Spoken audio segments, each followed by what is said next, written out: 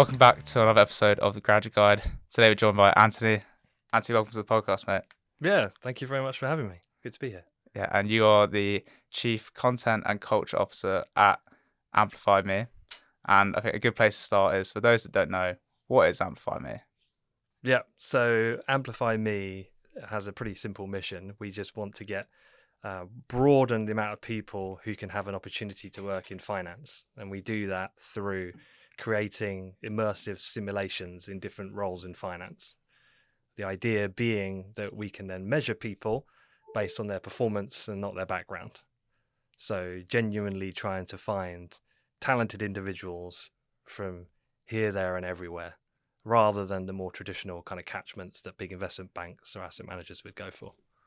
And Chief Content and Culture Officer, and there'll be some students listening, they're like, I don't think I've heard of anyone in that role before. What does that actually mean in practice? Yeah, it's probably more grander than my day-to-day job, which is I do lots of different things. So we're still a relatively small company, probably all in with everyone. We're just under about 50 people.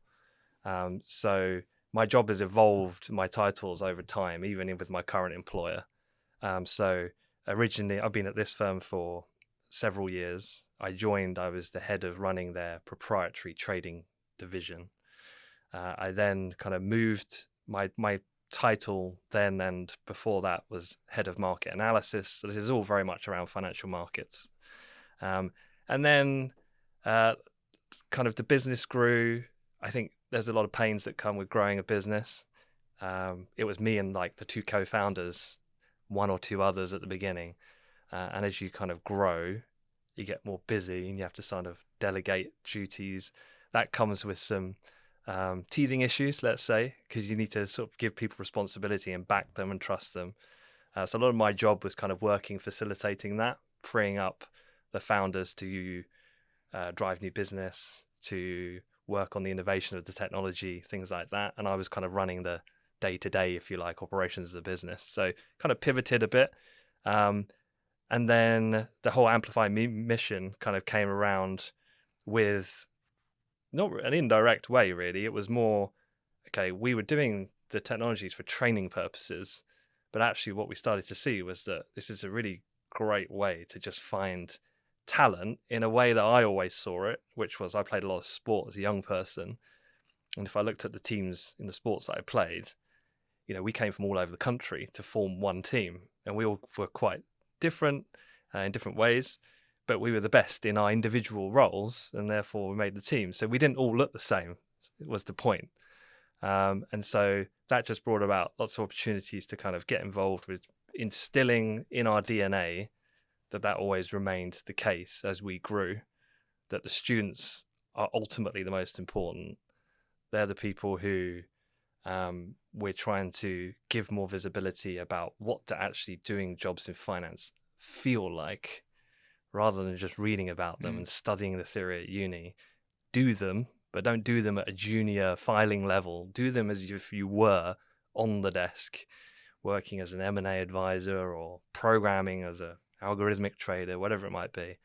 So there's a lot of what I do today is a lot of bridging that gap between talking to the students, making sure that as we develop and we grow more corporate relationships, that ultimately we're still serving that main objective to help broaden their awareness, help them make better career decisions, and also talk to the corporates. I get involved to understand then to marry those two together, because can be quite unrealistic sometimes in what they're looking for in terms of how they want to get across. And I think we provide quite a good communication piece, which takes up a lot of my time with the marketing team.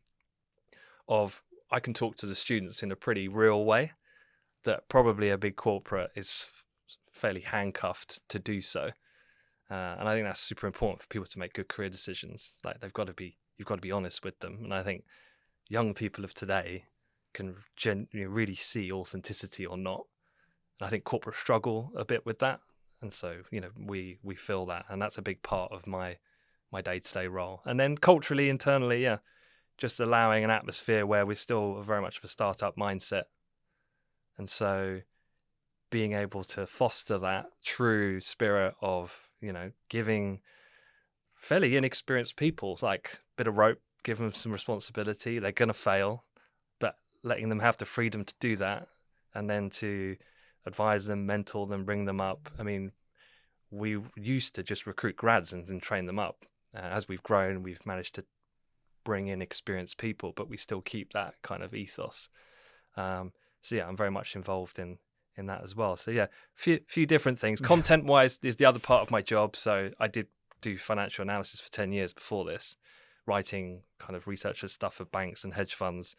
So a lot of my job now is to demystify finance terms, themes, the news.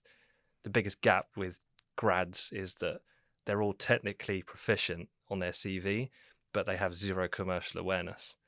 And so my job on the content side is to use various forms like podcasting or newsletter, LinkedIn, things like that, to try and just make finance actually interesting and easy to understand.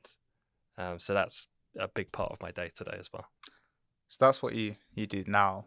You mentioned when you were younger, you were an avid sportsman, and I want to take you back to your time at Nottingham Trent Business School and figure out at an early stage what you were thinking you might be in a career sense, where you think you might have gone out of university. Yep.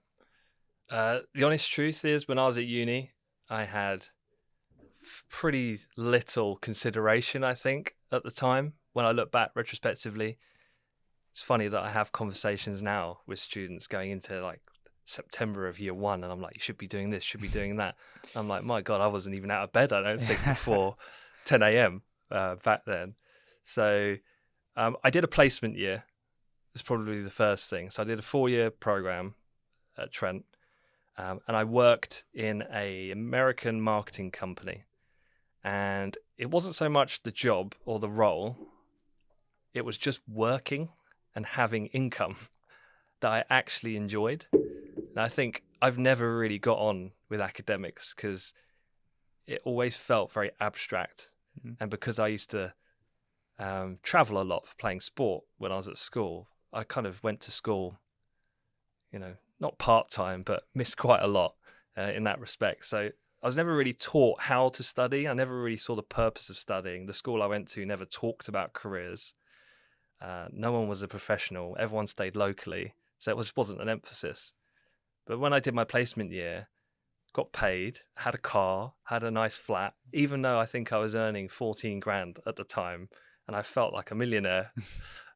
This was back in maybe 2001, 2002. And I went back to uni and I thought, actually, I think my final year was a little bit more plugged in a sense of, up till then, I'd just been having a good time and I was running societies at uni. I was quite a sociable person.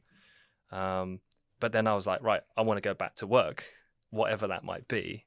That's what I enjoyed the most. That's what I got out of the uni experience, the working and placement year.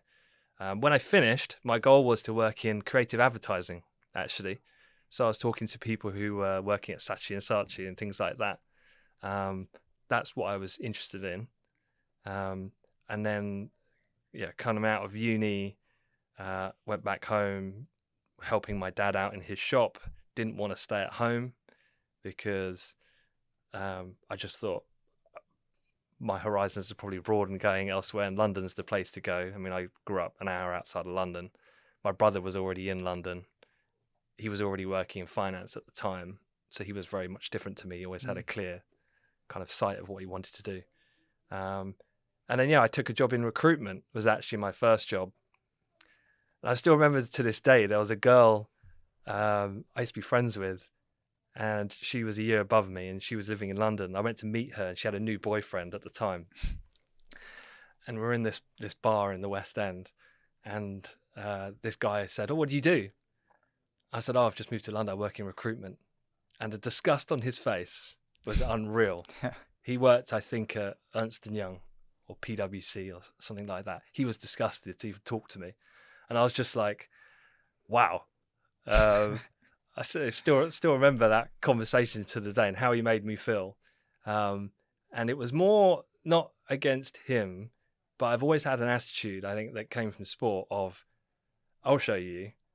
And it was never about like success was never about working at a particular firm. You know, there's obviously lots of measures of success, but I was like, you know, at that age, you're like, I'll show you, I'll earn more money than you will, sort of mentality. And anyone who's been around the recruitment games know you can make really good money very quickly because it's a people's kind of game. So yeah, that was quite enlightening to see the perceptions that people have, which is probably one of the first times. Because like I said, I grew up, no one was a professional, so there was never that expectation or you should do this, should do that. That was the first time it was kind of like whack. I'm good, you're bad, sort of thing.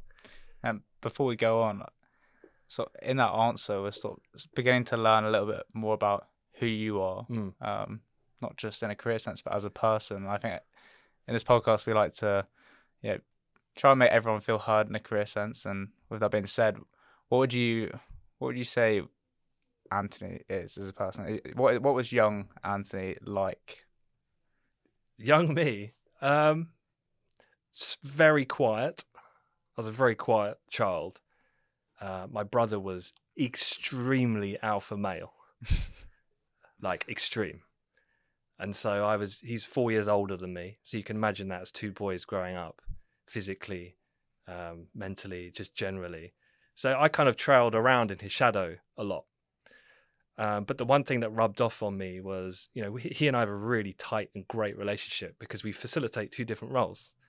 He's very alpha. I'm very passive generally as a demeanor, I'd say. But what it made me become was very competitive internally, and that kind of showed itself in playing sport. So I was always very good at sport, just mainly because of, I would say, as you can probably tell, I'm not, or if you can hear, I'm not the biggest guy you'll ever meet, but I think a lot of sport comes down to dedication, discipline, and hard work. And seeing my parents both being immigrants, both working in kind of blue collar roles, it's kind of, that's just, you know how to do those things because that's just what you see and what you're immersed in.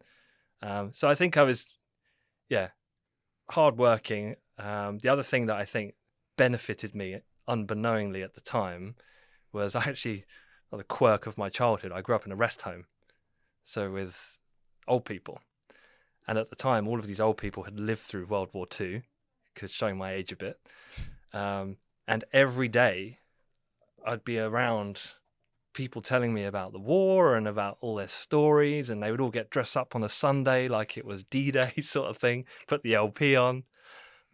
So I got really good at listening to people. And that's why I really love like podcasting now as a big element of my job, because actually I'm sure like you're finding, you get to just learn a lot through other people's eyes and their experiences.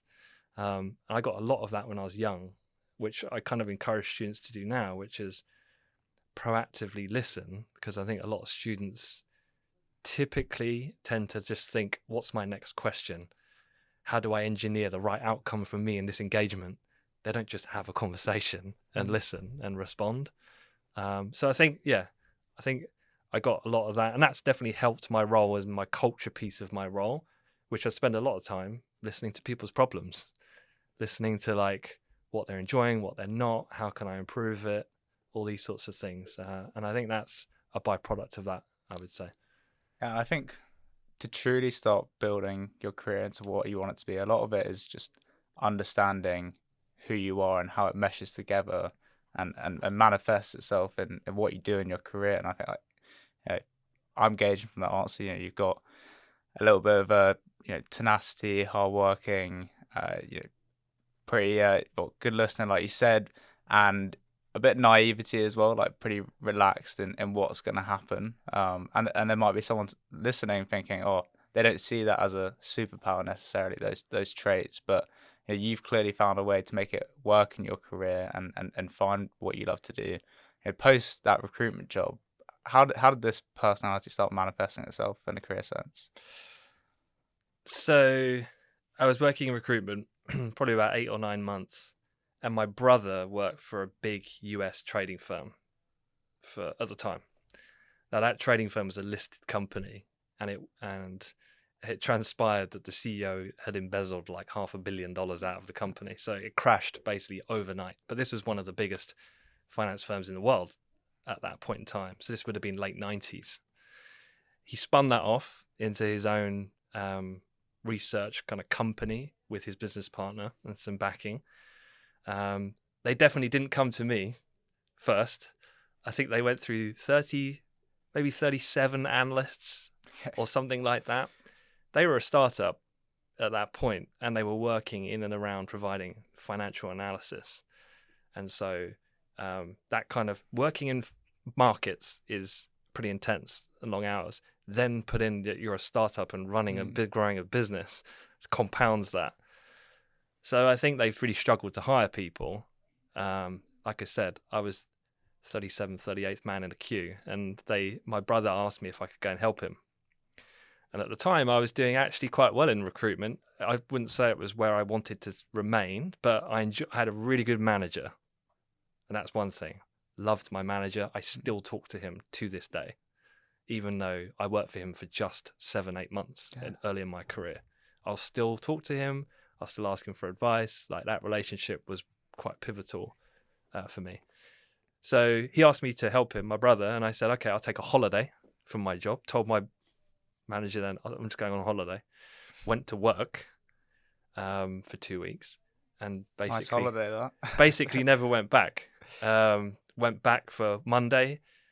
It's one of those, you see someone sitting in the glass room with the boss, and handed my resignation in. And I didn't particularly like the job. So to give you an idea of what the job was, so our job was to provide real-time market surveillance for traders at investment banks, hedge funds, private individuals, whomever. So if you think of like the Matrix, we had like 3 screens up, 10 screens across, so like 30 screens. And our job was to watch everything on planet Earth that could influence a financial market product and comment on it in real time. So it's very stressful. I had no idea what was going on. But he was my brother. This is his livelihood. I can always get another job in recruitment. This was my mentality. He asks me for help. He's my brother. I die for him, sort of thing. So of course I'll help.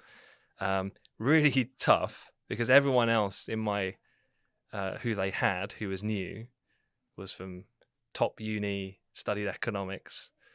What I quickly got to see, which is a little bit of a light going off in my head, was what they struggled with the most was the intensity of the work and the duration of the work, because it's hard. So the watching markets and puzzling together why this is happening and how do you price these products and all these sort of things, they could do, but what they couldn't do were 2 things. They couldn't stand the heat, because it was naturally, you're working in markets, every second counts, sort of thing. And they couldn't really converse very well with other people, because a lot of our job was looking at data and making assumptions, but also it was talking to people, talking to economists, talking to traders, talking to journalists, and then forming a view about markets. And they really struggled to just have conversations like a normal human being, because they were so in a mindset of, I need to talk technical terms. And I was always like, oh, hi mate, how's it going? What did you do at the weekend? And what I started to find was that most people, even these traders at banks, would just go, oh, I was at the Chelsea game and, Lamp stored this and that. And you'd be like, oh, you just have some banter and then a little sprinkling of some markets content at the end. And then they liked you, and then they would help you and they would teach you and things like that. So that was something that I thought, okay, all I need to do is ask some questions, and these guys offload on me their stories or tales. They get to know me, and then they'd help me. And that, with the ability to just put my head down and just work hard, I think were 2 things perhaps that I didn't really understand that I had quite naturally, that could be very useful for something I thought would be beyond my complexity, if you like.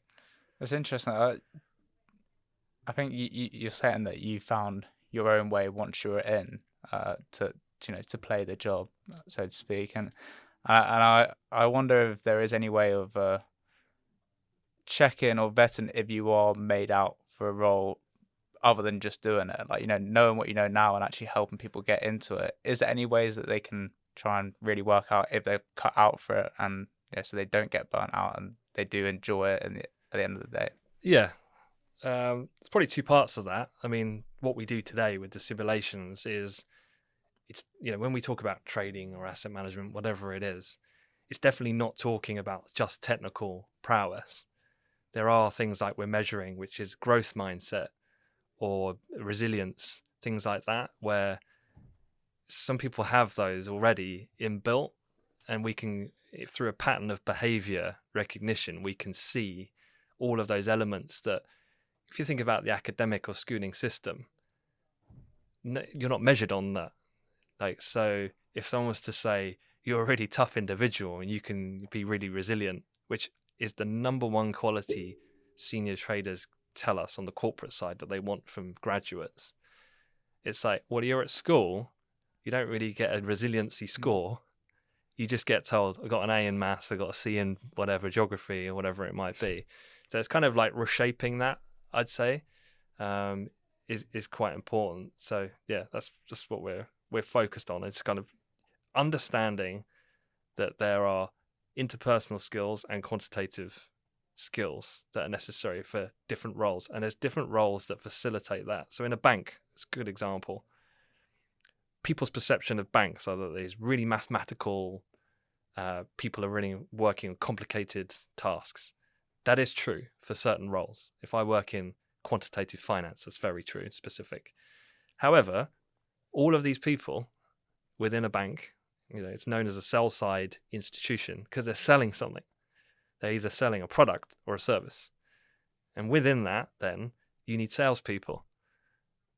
Now, these salespeople, in my mind, the skills are, you could be working at the VW garage selling cars, or you could be selling complicated derivative products. You can learn both. I mean, if I talk to a guy at the VW garage, he could probably give me every quantitative statistic about a car just because he knows the car, he's into the car. It's the same thing. It's just that people get slightly blurred because, it's a bank, it's kind of outside of my comfort zone. So it's kind of just letting people understand that there's more than the obvious roles.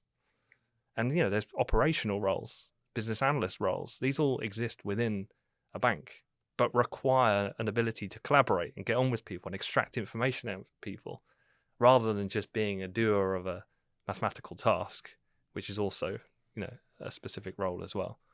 I mean, that is a big problem for graduates nowadays, is that they're very quick to write off a industry or career path because it seems like too much hard work. It will just never be them without digging deeper into all the different roles you could play in that industry. Take, for example, banking. You mentioned it there. A lot of what you do at AmplifyME is demystify what it actually is and help people find what kind of person they are in it. What do you think is like the biggest misconception for someone that, they've gone, I'm never going to be in finance, I'm not like that person? Like, what is that biggest misconception? Yeah, it's probably like I discussed. I think there is pretty clear visibility about working hours, but I still think people take that too lightly. And I think people, in a negative way, champion like hours. It's almost like a badge to say I work 110 hours a week, which I think is not the right mindset to have. It's an option. You either opt in that you're going to have to sacrifice and dedicate your life to work pretty much permanently over and above often your well-being in terms of physically and mentally, or you don't have to. So it's kind of like that understanding, I think, of it's okay and you can have a monetarily and emotionally fulfilling career without having to work 110 hours. One of the things, my brother now, who I mentioned, he now works as a CEO of a fintech. And he messages me from time to time and he says, thank God we're not working on the desk anymore. He's like, my life is so much more fulfilled because I can pick up my kid from school, I can do my calls. He does a call at 6 a.m. with someone, um, wherever it might be around the world. He'll drop in, do some emails, drop his kid off at school, and then he'll go and do something else. And he's probably got more fulfillment in the tasks he's doing, as well as the growth of the business, than he ever had in, say, a previous corporate role. So it's not to say that one's better or one's worse. It's just that I think there's an understanding of you don't have to do the status quo. And I get it, being on campus a lot. Like, there's a lot of peer group pressure, a lot of parental pressure. But you honestly are going to have a greater chance of success by doing something you're motivated to do. Now, for me, I didn't realize what that was. And I would say in my 20s, it was just about head down, just go. And then you start to explore. You don't have to have the answer now. I don't think I had the answer. And I honestly don't think I have the answer until probably now. And I'm like almost 20 years in, that I think I've really realized who I am and what I actually want. But I think a lot of that is self-reflection after having kids and family and things like that. You do tend to look retrospectively. And when it comes to actually getting that job, I think you can have all the quantitative skills and the ability to do it, but in this current job market where you have to really care about who you're hiring, you have to make sure they're the right person. There's still, even for these roles where you might not have to be a storyteller in them, you need to tell your story of why you should be there. And I think a lot of that comes down to being able to actually say with chest your motivations. And if your motivations are, it's hard to actually say, I'm going to love sitting on that desk looking at numbers. Is there power in like knowing what's on the other side of it? And you said that there's that refreshing point where once you've earned the badges, you can actually start finding your way into more leadership roles or bridging out from that and getting away from the desk. Like, what kind of motivations have you seen that make someone stand out in your industries? It's a good question. And I think probably the motivations in terms of the average kind of answer you'll get probably changes, I would say. I think the motivation in your early career, particularly in finance, is money. And it's kind of like, how much is your salary? What is your bonus? Things like that. I'd be remiss of me to say that isn't slightly your mentality. As you get older, though, you do start to realize about, right, what is fulfillment and what is happiness. And I always think about my friends at home. So one thing that's always been a very healthy thing, and something I've shared with others if they can make use of it, is your friends from when you were at high school are quite unique because they know you very well. And I've always found that with them, they've gone on to do a variety of different things. Probably the most happy one, if I was to say out of all of them, is the one who has the lowest income, doesn't own his own house, but has 2 amazing kids and a lovely wife, and he has a life he's completely happy with. And I think seeing that sort of thing, you're like, okay, so what is it ultimately that I want out of a career? When you say money, which is obviously that point, then my conversation with a lot of young people is like, okay, so what is it you want to do with that money? And they say, I just want security. And I go, okay, so talk to me about security. And they say, I want to own a property. And then I'll say, okay, so what kind of property? Do you want to live in Mayfair or do you want to live in Bognor Regis? Like, there's a difference in the type of income level you're going to require to have those 2 options. And they go, probably here. And you go, well, okay, so you kind of go through this line of questioning. Then they say, okay, you've got your house. So what's in your house?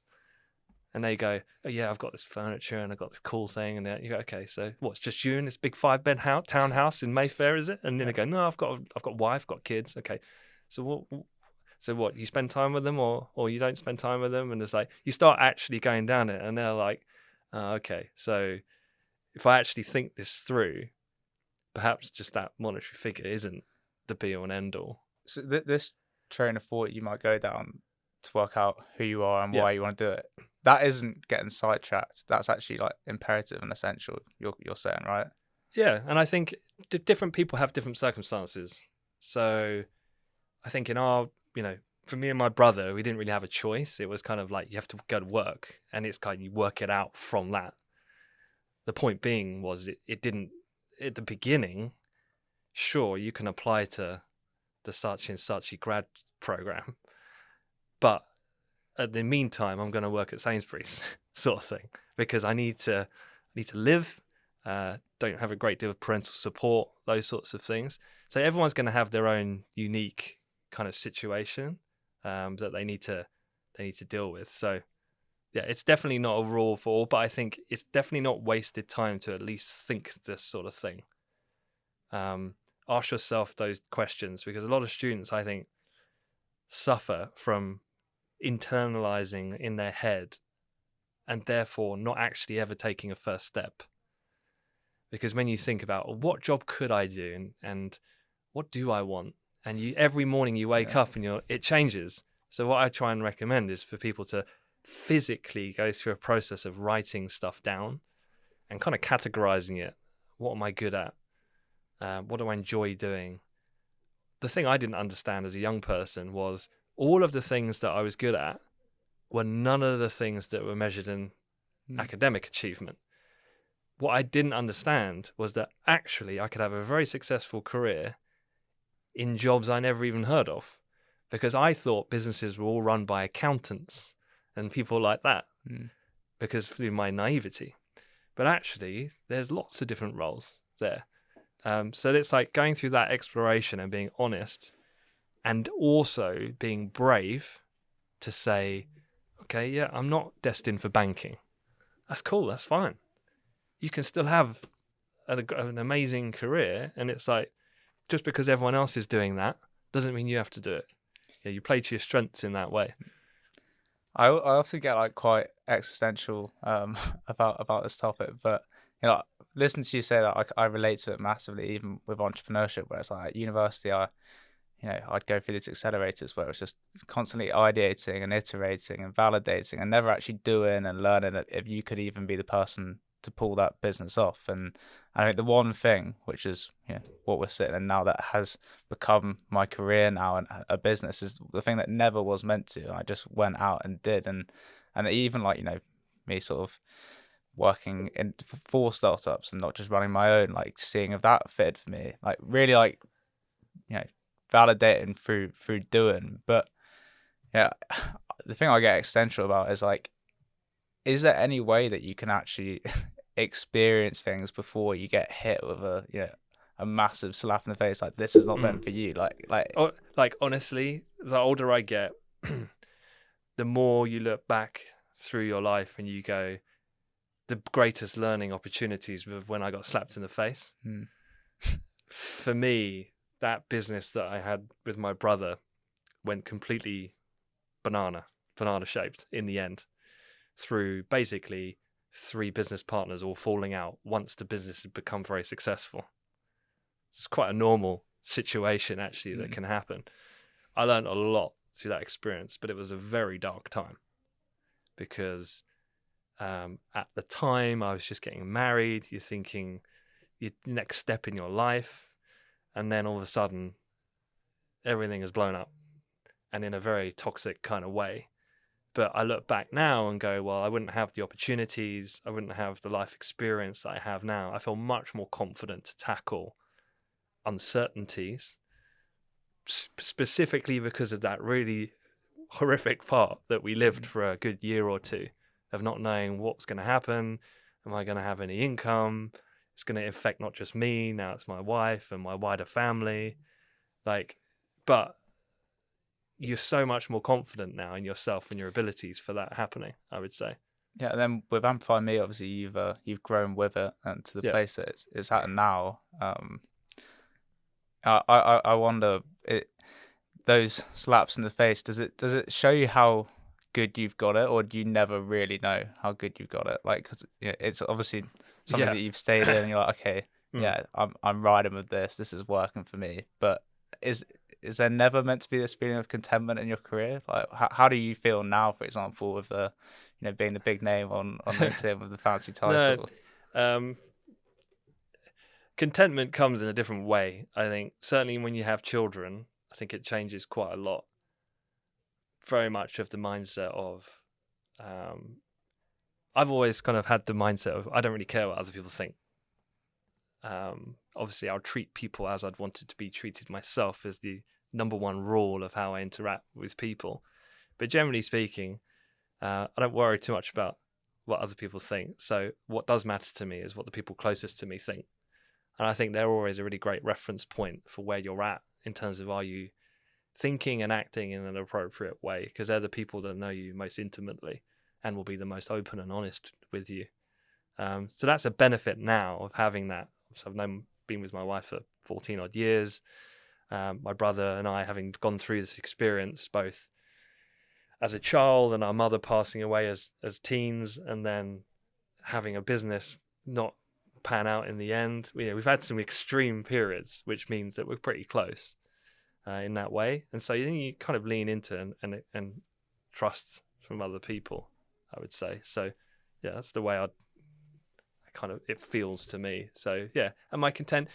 Yeah, it's a good question. I think because there's obviously this kind of business line of like, if you feel like you're content or you're probably not pushing yourself or you've got to step out of your comfort zone.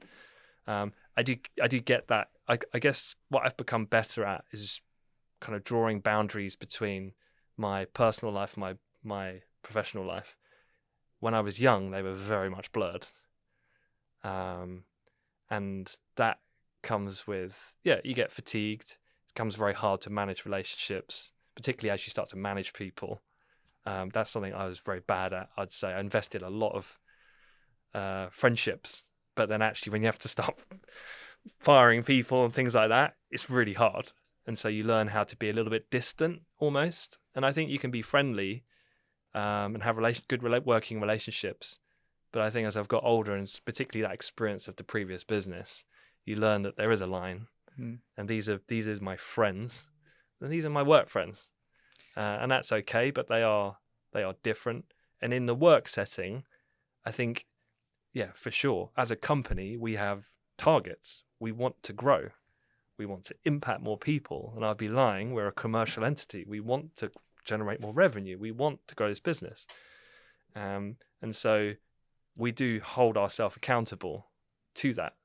And so, it does feel stressful, but I've become better at being able to go, right, okay, that's now off and I can go into my private life. And then, you can switch, you get better at switching between the two, I'd say.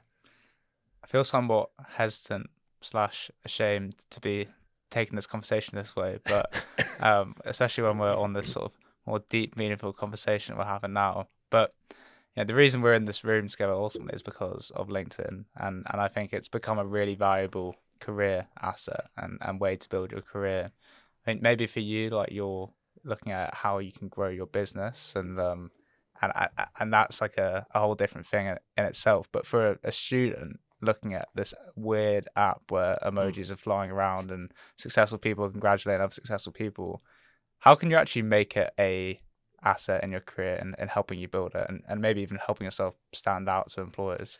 Yeah, you're definitely right.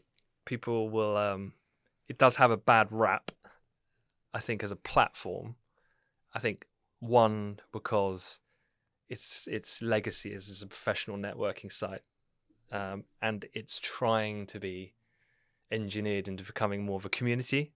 And so you're starting to see more of that spillover of the styling of content.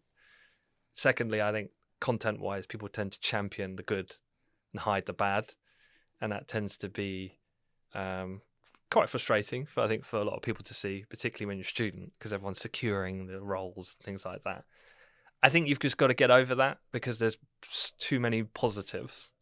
So you've got to embrace it and you've got to use it in the right way. You've got to almost participate and play in the game. Why? Because it's for your own benefit if you do it right. Now, the ways and means to do that, there's a couple, I think. So we, to kind of qualify this, so myself and at the time my colleague, we were like, okay, LinkedIn, it feels like there's a gap. This was probably 2.5 years ago, where there's not really people treating the platform like I've just described. This was the grassroots of that transition for the platform. So we were like, you were what? pioneers, right? Right. So, well, not sure about that, but so why don't we try and put out frequent, regular commentary about markets, about career advice, things like that. But let's make it a little less dry, a bit more interesting, but let's be consistent when we're doing it. So we started doing it, and at the time we used to drop like finance bro memes and things like that, because what we would do is we had, from a content perspective, finance is quite a niche. So actually, when you're plugged into like the Twitter sphere, Insta, all the rest, you tend to see what's trending. It's the similar sort of game as to if you were an influencer on another platform. You know, the same principle applies on LinkedIn. So we used to see these things and we'd just share them. You would see massive success, because generally the people on LinkedIn weren't on those other platforms. So there was a little bit of gamesmanship of like, actually, I can just be plugged in and reshape content and put it in a new domain. And that, coupled with our own original content, writing about markets, was the first sort of strategy. And so, yeah, that kind of picked up pretty quick. I think Eddie really, my colleague, took it upon himself to just go with it, to the point where he was a very corporate kind of guy, and now he runs his own media agency purely off the back of that exercise we did 2.5 years ago. So he's now on, I think he's just got, I don't know, 250,000 followers on LinkedIn, something like that. But he doesn't do any outbound type of sales. It just comes in to his LinkedIn. That is his website, if you like. And he's built a business on the back of that, which he's now successfully running and growing. For us, it was about, business leads and things like that. So the tips I would say to students and the things to think about. And now, fortunately, I get to work with the LinkedIn UK team to discuss like content and new tools and things. The basic rules are fairly simple. You have to post consistently. Now, the question students say is, what do I post? Because there's this big like anxiety about, is my content good enough? Is anyone going to listen? Fear of cringe, social pressures. Yeah. Right. So there's kind of different pillars of content I'd say you could do. One is talk about your achievements. So they could be, I got this certificate for doing a Microsoft Excel thing, or I did this or that, or I worked on a charity day doing this. So there's these types of things. Then there's in finance, there's market orientated stuff. So every day there's something interesting happening in markets. The key there is to don't be abstract.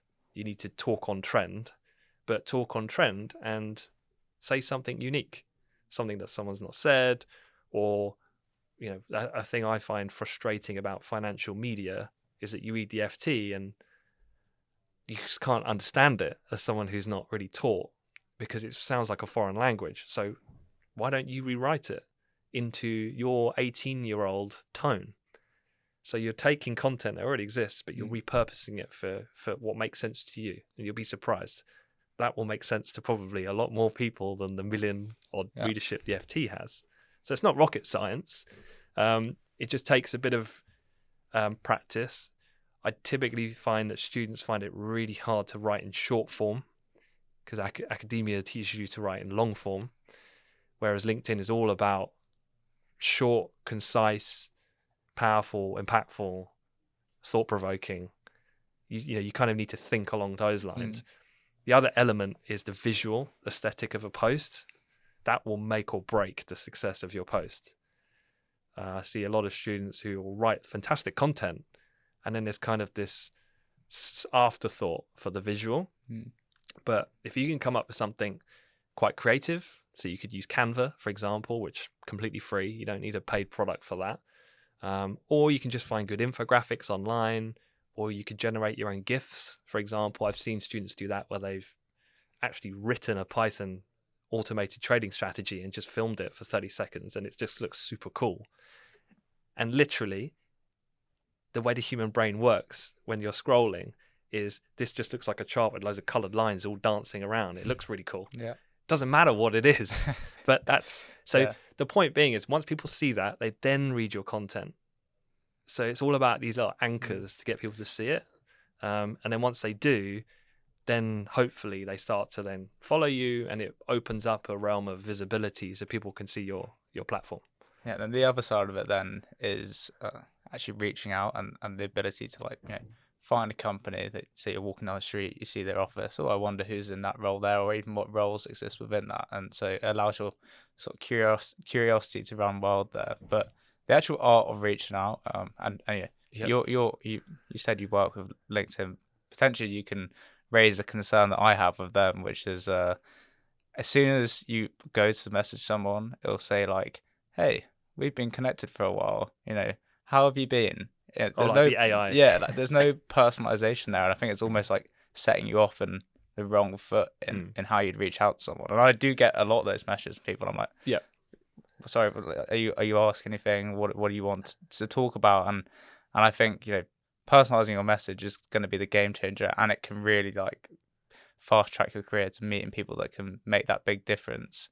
I think even like the way you messaged me was like, "Hey, when the dust settles, let's chat sometime." And I was like, "Oh, that's different. Yeah, we should definitely chat." And yeah, I wonder what you sort of the advice you'd give back to students for reaching out and how you can be intentional with that. Yeah. So you should always have a purpose for your outreach. So again, speaking in my domain of finance, so a lot of big investment banks, their job, as I said, as a sell-side institution, is to sell you something. So there's a lot of publicly available information about what it is they're trying to sell.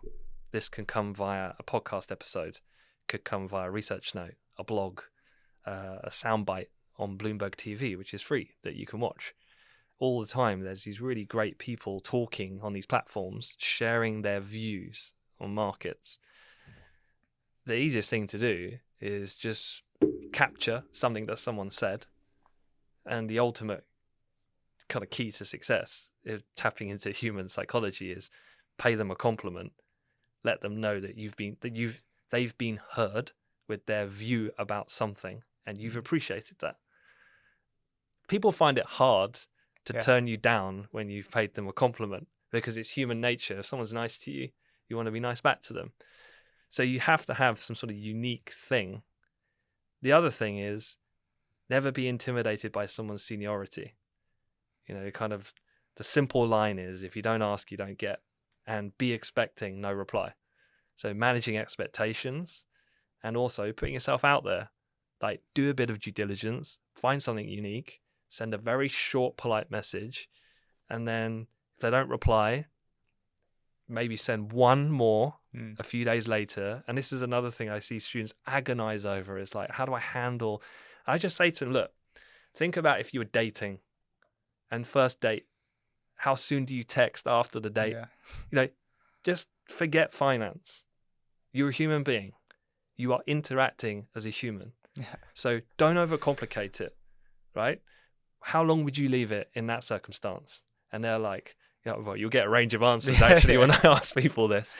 But, that's the point. Yeah. And then no one likes a pest in both manners. But the point being is then you just kind of don't overthink it. Take a risk and then put it out. You've got to be consistent, because I think a lot of the time people want instant results. They'll do it for a few weeks and then they'll go, oh, it's not worth it. That's when you need to crack on and keep it going. And so the first answer about LinkedIn was about building your brand and building that reputation. The second one about how you can reach out. I think the more brand and reputation you have, the more likely you are to get a response, right? So it's important to do them both at the same time. Going off LinkedIn slightly, one thing I really enjoyed about this conversation and people like yourself is that you've got success whether you admit it or not, but you've got a self-deprecating, relatable demeanor, which makes it easier for me to speak to and ask questions or just buy into you as a person. Yeah. When is that self-deprecating demeanor always been there in your career, and have you actually found it to be really advantageous? Because I think students have a tendency to feel the need to blurt out their achievements and what they are, and without really any sort of storytelling or just getting to know the person, and that I think that's more of a winning formula, is actually just enjoying the conversation more and making other people enjoy it more. So what are your thoughts on that? It's strange. It's something I get told. I I don't consciously try to act in that kind of way. Okay. I think that's why I'm happy that I've managed to land in a role and have a position today where I'm just facilitating that ability to just be myself, so to speak. I think a lot of it as well comes with probably age. You start to become naturally more confident with who you are. And I've always got on with people. I think ever from being, of mixed race growing up, playing sport and traveling around a lot growing up. I always just enjoyed, my wife is Egyptian. Like my whole life has been meeting people and listening to people, and I just enjoy that process. And I think generally, I found it better when you show some humility. You're a bit more open and honest, and you're not trying. This is what I struggle with my wife. We always have these conversations. For me, I've always been like, I'll just be myself, and if they don't like it, that's fine. Whereas I think a lot of people get stuck in the, what if they don't like me? Or I'm like, well, I'm not being offensive. I'm just being myself. And if they don't, well, I wish them all the best, and they can go on their way, and I'll go mine. But I know some people find it hard to have that acceptance of someone because you want to be liked all the time. So yeah, you just kind of, it's hard. It's a hard question to really answer. And that's one of the things that actually, as our company has grown, we've ended up moving more and more into running events for big corporations where they'll bring us in, and often I'll be like a host for an event, and it just so happens that really plays to what I didn't know are my skills. And so that like serendipity's had it that I've just landed in a position now where when I think about, well, what does the next 10 years of my career or post Amplify look like? It's probably leaning more towards that sort of thing, because I enjoy it because it doesn't feel like work. I just get to interact with people, and people seem to find value out of conversations and things like that. Yeah, if there's anything to take from this conversation, from the very beginning, where it's like, the shy person that had the alpha brother, and now you're the person up on stage hosting, constantly talking to people, and people want to speak to you. It's and how that's actually your career now. I think it's don't close yourself up to the potential of what you could be in a career sense, right? And as we come towards the end of the episode, I want to ask 2 questions. So the first being, AmplifyME, as students, they've listened to this podcast. They're like, okay, I want to use it. How are they using it? How are they making the most of it? Like, how should they perceive AmplifyME? Yeah. So if you go on AmplifyMe.com, you'll see that there's essentially different experiences that you can do across 3 different main pathways: markets, banking, and quantitative finance. Within those, each streams would sit lots of different roles. But essentially what you can embark on is an on-demand simulation. So it takes an hour, and you can immediately start engaging with practical learning. So this is not theoretical. It's all simulations that you'll be doing. I don't like to use the word games, but they are kind of games in the sense of doing those specific roles. That then leads on to more advanced live training. And then if you perform well at those, you then move on and become what we call a high potential candidate. At that point, you're in like an academy. The easiest way to think about it is our whole process is like, we are Man City Football Club. What I am is chief scout, and I've developed technology where I can just basically, any kid in the world can take part in this test. And in this test, I can see what you could be good at, or whether you have the potential to be good at it. Even though you might never have played football before, you're a runner, for example. The point being is you could be any discipline. You could study geography, history, economics. It's all the same. But then once you get qualified through some assessments, these simulations, you then get in the academy. And it's in the academy you then get upskilled. And that can be in different ways, more specific role simulation training, on-demand videos and webinars and stuff that I'll host. Then ultimately, we then connect you with our corporate partners.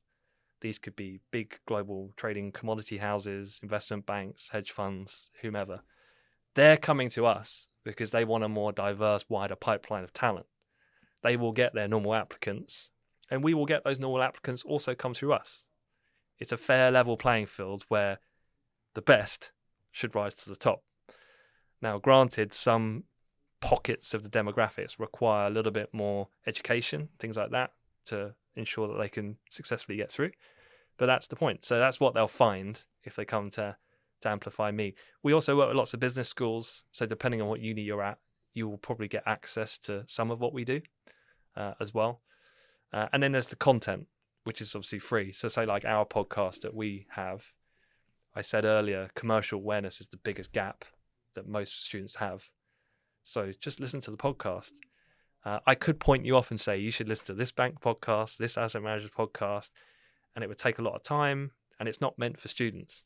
Just like this show, it's meant to talk to students. For us, it's meant to talk to students specifically interested in finance. So that's another thing that students can do if they search AmplifyMe. Go on Spotify or Apple and make use of that. It's there. It's just whether you want to use it or not to your advantage. And my final question to you, AmplifyMe aside, when you first started off in your career journey at Nottingham Trent, you had a certain idea of what success might go on to look like in your career, and then fast forward with everything you've learned and achieved. What is your definition of success, and how has it changed? It's the big one. The big question. I read stuff about this quite a lot. I'm quite interested in psychology and things like that. What brings fulfillment, happiness? Again, like I said earlier, it's very different for different people. A thing that you have throughout your entire life is always looking at other people. I think I was listening to an audiobook at the moment, and it was talking about why people in America think the 1950s was the best time for America. But if you actually look at the data, life is exponentially better in every single department today than it was then. It's because you look back in nostalgia of that period, but also because after the war, just follow where I'm going here. Yeah. So after the war, basically there was this thing about wealth, kind of transparency, in a sense of after the war, there was a specific rule in America where everyone got paid similar. So there was no gap in wealth. So what that meant was that everyone saw their peers and everyone had a fairly similar life. And so everyone was very content. Whereas now, in 2024, compounded by social media and the internet, now not only is there a bigger wealth division amongst the rich and the poor, but you get to see it. So you've never felt more poor by looking at other people. Whereas back then, there wasn't a division. And hence the reason why there was more fulfillment. So I think the point I'm making is that you it's looking at other people that can be very toxic and benchmarking yourself. Working in finance is very bad for that, because you look around the corner, there's always someone, you think you're smashing it, and it's normally, when you say smashing it, you're talking about money and title and all these sorts of things. There's always someone better in that way. So then I'd say for me personally now, it comes down to having a happy family and seeing my kids content. It's almost like having a family, it goes out from you and it's more about the people that you dearly care about and them being happy. And if they're happy and I can achieve that, then I've had success. So being able to provide for them, making sure they've got an ability. So for my children, it's the ability to have options to, in my mind, I want them to travel, I want them to experience different cultures. I want them to have, talk about different religions and things like that, so that they can choose what path they want to take without me steering them. So it's, okay, if I want them to travel though, I need to earn a certain amount of money to allow them to be able to have these experiences. So I kind of think of it more like that. So it's not like it's a target in a, gotta live here, gotta have that, gotta own this. It's more like, am I reaching and hitting that mandate? And if I'm not, what can I do to help facilitate that? And it is hard. You have to make lots of decisions as well based on your own experience. My wife had a very different upbringing to me as well, and so these are all things that you explore, you talk about, you evolve. I think the main thing is also be comfortable that your motivations, your aspirations, your goals will change. My goals now, I can already know, are going to be different in 10 years' time, because by then my kids will probably be leaving home, and then it's like, well, what's the next step? So that's another thing. Don't be fixed on, I've got to know now where I'm going. It's like, okay, just know yourself, and if you're a good person, you work hard and you apply yourself, I think success will meet you. That's the main thing. So yeah, I'll leave it at that. Antis, thanks so much for coming on. Been great. All right. Thank you, Peter. Pleasure.